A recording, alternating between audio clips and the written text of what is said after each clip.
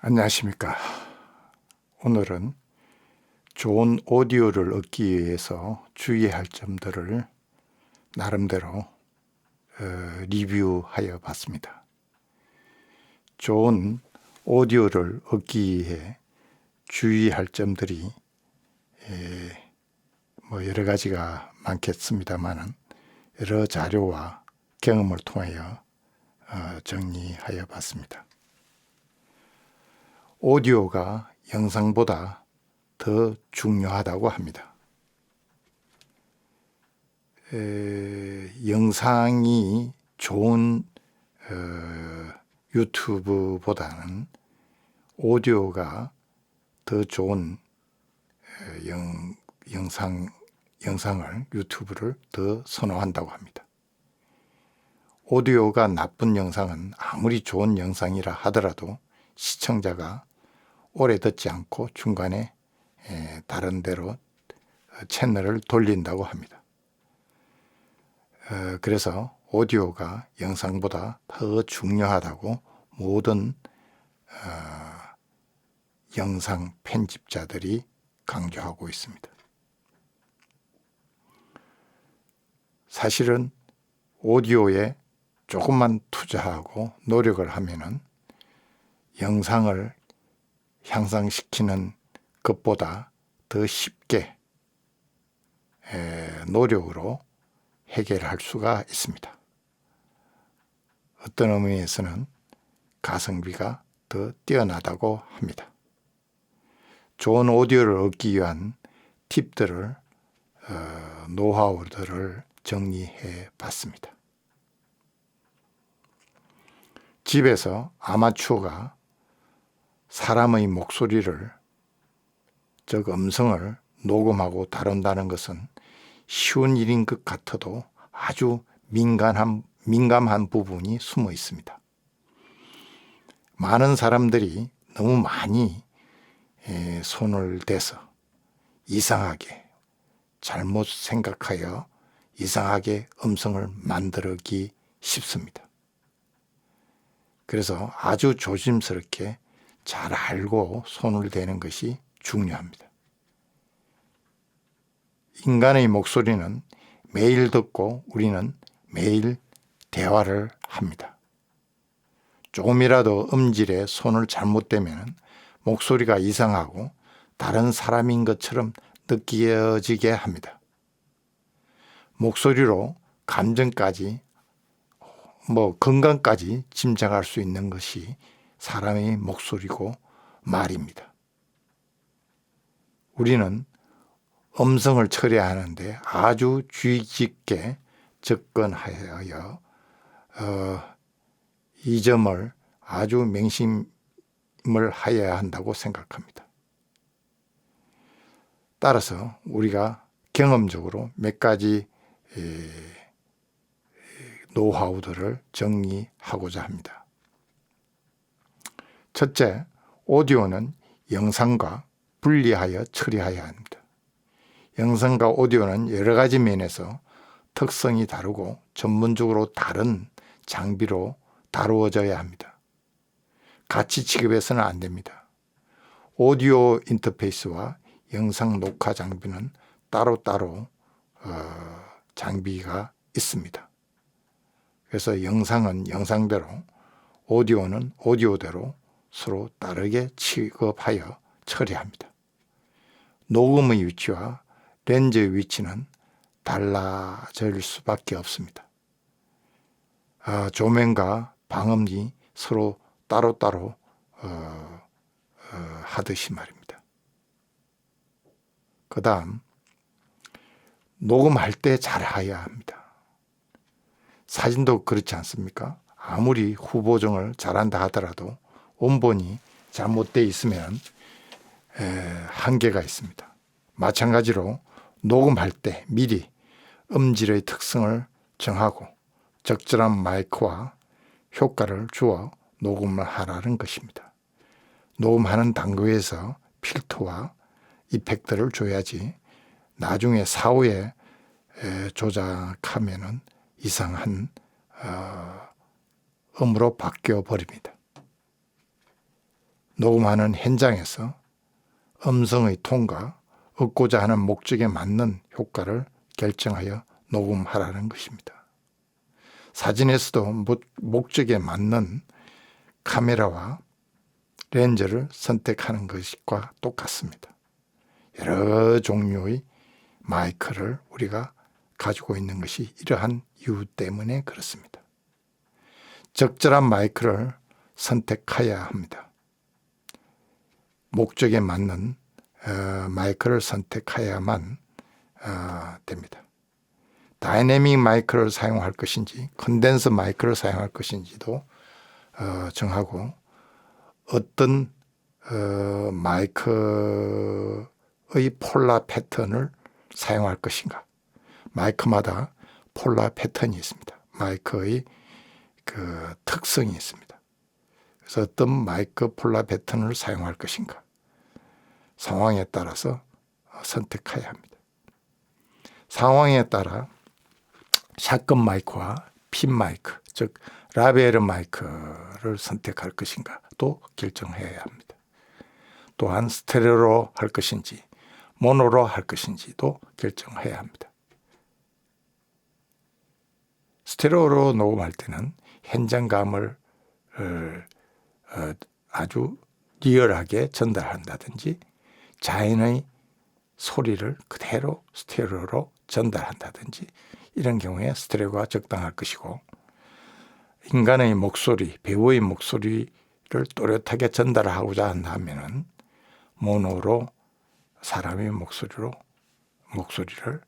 녹음해야 할 것입니다. 합창이라면 스테레오로 해야 될 것이고 강의라면 모노로 하는 게 좋겠죠. 사람의 대화를 강의 목소리로 녹음할 때 예를 들어 보겠습니다. 따뜻하고 부드러운 목소리를 원한다면 녹음할 때 입을 마이크에 5 내지 15cm 가까이 대고 말하고 다이내믹 마이크를 쓰는 게 좋겠죠. 그러나 맑고 또렷하고 투명한 음성을 원한다면 지름이 큰 다이프라금 형태의 컨덴서 마이크를 권합니다. 이때 너무 입에 가까이 가져가면 안 되고 약 15 내지 30cm 정도 떨어져서 녹음하면 좋습니다.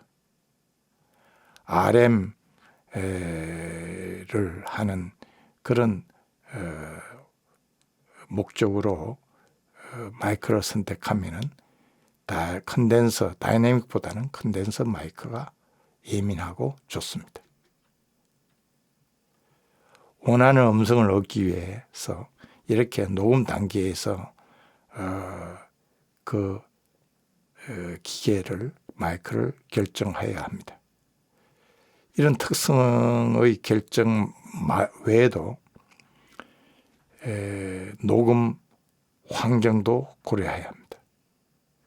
녹음 환경을 반드시 고려해야만 또 거기에 따라서 이 마이크의 필터를 정해야 되고 녹음 환경에 따라서 마이크의 선정도 달라져야 합니다. 녹음 환경도 즉 녹음하는 장소의 특성과 주위 음향적인 환경에도 매우 많은 영향을 받습니다. 녹음 환경을 판단하는 것은 아주 즉흥적인, 직관적이고 또 경험적으로 판단해야 하는데 숙련과 경험이 필요하다고 합니다. 또 전문가의 의견도 중요합니다. 그 환경에 따라서 적절한 노이즈 필터와 마이크를 선택해야 한다고 합니다. 또한 현장에서 녹음할 때 우리가 적절한 필터와 이퀄라이저를 사용하게 되는데 이퀄라이저는 굉장히 오묘한 전문가적인 노하우가 숨어 있습니다. 그래서 이퀄라이저를 사용하는 방법에도 일반적인 법칙이 있습니다. 그 일반적인 법칙을 전문가 수준이 아니라 일반 아마추어의 수준에서 우리가 한번 정리해 보도록 하겠습니다. 그래서 5가지만 우리가 명심하여 제가 정리해 봤습니다. 이퀄라이저를 사용하는 방법. 첫째, 부팅 대신에 커팅을 먼저 하라는 겁니다. 부팅은 굉장히 조심해야 됩니다. 커팅을 먼저 하여야 그 자연스러움을 유지할 수가 있다는 겁니다. 그래서 부팅 대신에 커팅을 먼저 하라는 것이 첫 번째의 충고입니다. 가장 기본적인 법칙 중에 제1번입니다. 예를 들자면 부드러운 목소리를 원하여 아랫부분 인간의 목소리를 로 부분을 부팅하기보다는 위쪽 하이 커팅을 하여 가지고 하이 부분에 커팅을 하여 음성 아래 부분을 강조할 수가 있습니다. 그래서 이것이 커팅을 먼저 하는 게 좋지 음성의 주파수를 먼저 부팅하는 것은 바람직하지 않다는 겁니다. 즉 인간의 목소리는 120 내지 250Hz가 인간의 음성의 대역폭인데 이 부분을 부팅하기보다는 6000 내지 10,000 Hz의 커팅이 좋다는 겁니다. 그래서 커팅을 먼저 권하는 겁니다. 커팅이 항상 음질의 향상을 가져오지만 부팅은 항상 어색하게 한다는 것을 우리가 명심해야 됩니다. 그래서 커팅은 녹음실의 부적절한 공명을 제거하는 데 효과적이고 음성 듣기 싫은 부분을 제거하는 데도 효과적입니다. 만약 원한다면 나중에 부팅을 이용하여 약간 올릴 수는 있겠지만 음색이 다르게 변할 수가 있다는 것을 명심해야 합니다. 그래서 커팅을 먼저 하라. 커팅도 컴프레션이라든지 부팅하기 전에 항상 커팅을 먼저 하는 것이 법칙입니다. 그래서 커팅을 제일 먼저 하라는 것이 첫 번째 원칙입니다. 두 번째, 부팅이라든지 커팅할 때 5dB 이상을 절대 손대지 말라는 겁니다. 특히 부팅은 2, 3dB만 하라는 겁니다. 커팅도 아무리 거슬린다 하더라도 5dB 이상을 올리지 말라는 겁니다. 더 많이 하면은 자연스러움을 아주 다른 음색으로 만들어버리는 것이 허다합니다. 이퀄라이저를 다루다 보면 흔히 효과를 너무 과도하게 하는 경향이 생기게 됩니다. 이것은 절대 하지 말아야 할 일입니다. 사진에서도 절대 과하게 수정하지 말라고 권고하는 것 같습니다. 있는 그대로가 대부분 자연스럽습니다. 때로는 소음도 좋은 효과를 주는 경우가 있습니다.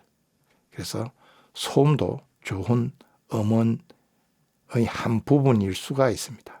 너무 소음이 없으면 굉장히 어색한 경우가 많습니다. 그래서 5dB 이상 커팅이나 부팅을 권하지 않는 것은 음성의 자연스러움을 최소한 유지하기 위한 기본 법칙입니다.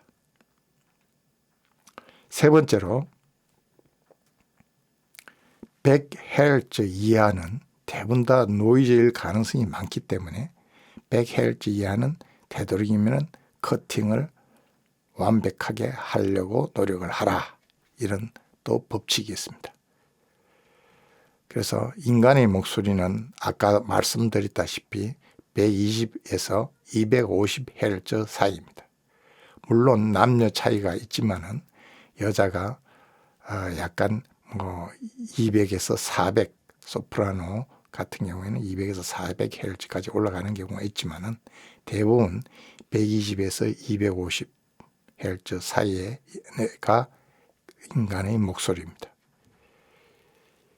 그래서 100 이하 부분은 무조건 노이즈고 불필요한 부분이라고 생각하고 제거하는 것이 일반적으로 유튜브에서 녹음하는 기본 원칙입니다. 물론 슈퍼 오디오에서 인간이 듣지 못하는 20Hz 이하라든지 2만 Hz 이상의 부분을 녹음해서 현장감을 전달하려고 하는 슈퍼 오디오의 경우에는 예외인 경우라고 생각합니다. 그래서 그런 예외를 제하고는 100 이하는 반드시 제거하는 것이 좋다. 그 마이크에도 70Hz, 80Hz 이하의 필터가 지원되는 마이크들이 많이 있습니다. 다음 네 번째로 발음이 불명확할 경우 2000에서 6000Hz 사이를 약간 부스트할 필요가 있는 경우가 생깁니다. 너무 저음이 많은 그런 경우에 발음을 정확하게 하기 위해서 2000에서 6000 사이의 헬츠 대폭을 약간 올려주면은 발음이 약간 정확하게 향상되는 경우가 있습니다. 이것은 노하우 중에 조심해야 다룰 노하우이지만은 약간 5dB까지 허용하지는 않습니다. 2 내지 3dB만 아주 브로드하게, 그러니까 파라메트릭 이퀄라이저를 다룰 때 Q 밸류라는 게 있는데 그것이 샵하지 않고 브로드하게 2, 3dB 정도만 2000에서 6000Hz를 살짝 올리면은 발음이 향상되는 경우가 있다는 것을 염두에 두시기 바랍니다. 이때 부팅을 할 경우 제일 마지막 단계, 다머지를 손대고 난 다음에 컴프레션 같은 걸 손대고 난 다음에 마지막 단계에 부팅하는 것이 좋습니다. 그래서 부팅은 녹음하는 단계이기보다는 최종 녹음하고 나서 손질하는 단계에서 부팅하는 것이 좋다고 생각이 합니다. 그래서 커팅은 녹음하는 단계에서 하는 게 좋겠지만은 부팅은 마지막 최종 단계에서 조심스럽게 하는 것이 원칙입니다. 반대로 음색이 너무 딱딱하거나 째지는 듯한 음색이라면은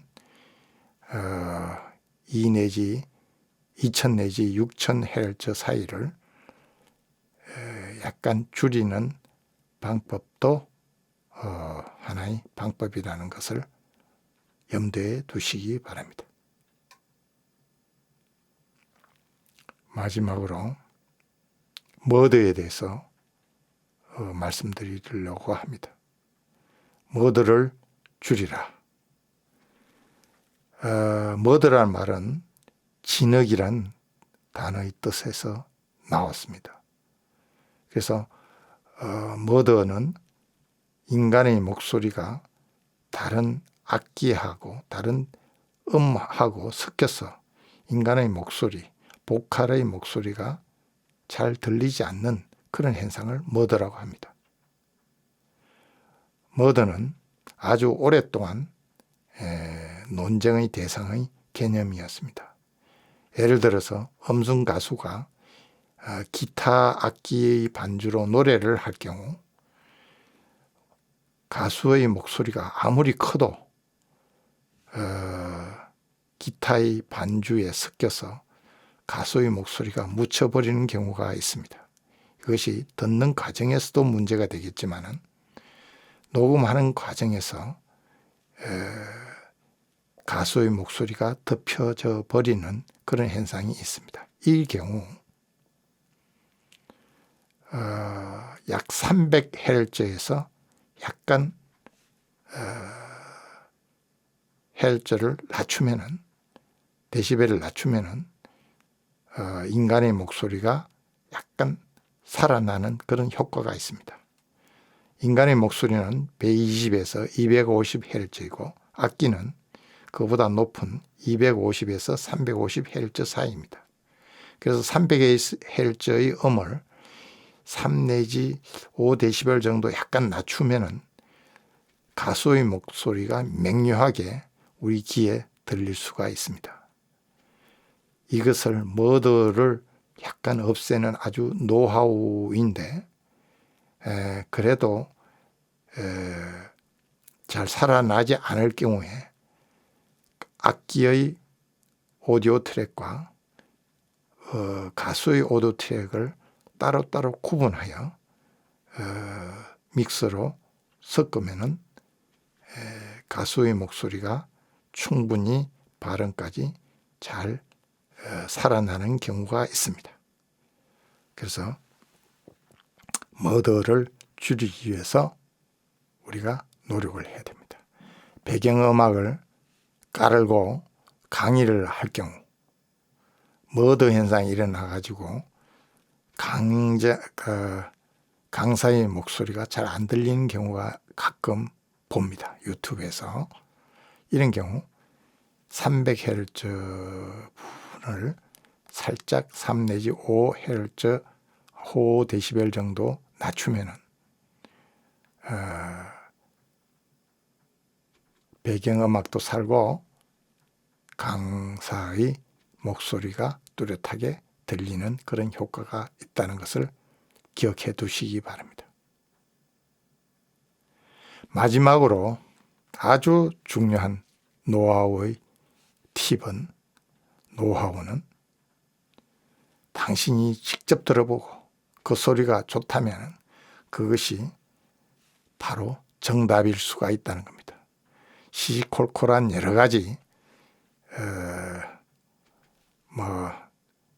이야기를 많이 했습니다만은 여러 가지 녹음 환경과 목소리가 각각 다르고 마이크도 다르고 오디오 인터페이스도 다르고 PC 환경도 각각 다른 상황에서 여러 가지를 조정해 봐도 잘 안 되는 경우가 많습니다.